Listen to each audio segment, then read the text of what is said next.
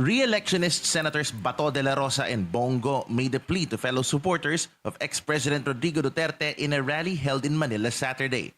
Senator Bato, a known Duterte ally and former PNP chief, appealed to hush. Ako po'y nakikiusap sa inyo na kahit kayo'y galit na, kahit kayo'y nanggigigilan ng gusto dyan, dahil sa inustisya na ginagawa nila, ako pa rin na nakikiusap sa inyo.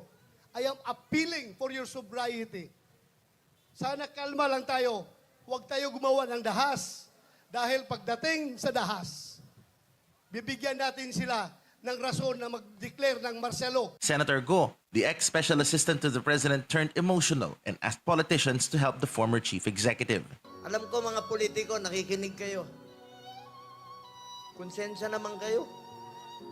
6 na taon kayong minahal ni Tatay Digong. Pinansin kayo, minahal kayo, pinaglingkuran kayo. Sana naman, huwag nyo na manghayaan. Kaya sabi ko nga, makakatulog pa ba kayo sa gabi? Actor and senatoriable Philip Salvador also showed up. Kinalabit niya ba ang gatilyo? Siya ba ang pumarel? Siya ba ang pumatay? Hindi! Pero ano ginagawa nila? Ginagawa nilang kriminal ang ating ama. Vlogger Jim and retired soldier Rolando has no other wish but for Duterte to be allowed to come back home. Siyempre po, nasasaktan po kami. Nasasaktan po talaga. Kasi sa kabila ng 6 years na pagserbisyo sa atin, maganda niyo po ipakita niya sa ating bansa. Tiin nila ang pagresolba yung problema na maibalik siya dito sa ating bansa. Sapagkat kinuha siyang illegal, sila ang gumawa rin upang maibalik siya dito.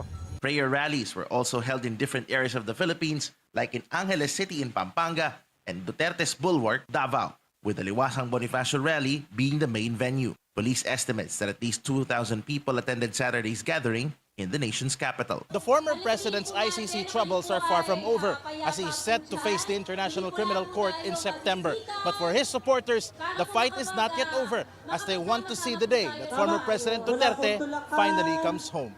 Paulo Barcelon, Billionario News Channel.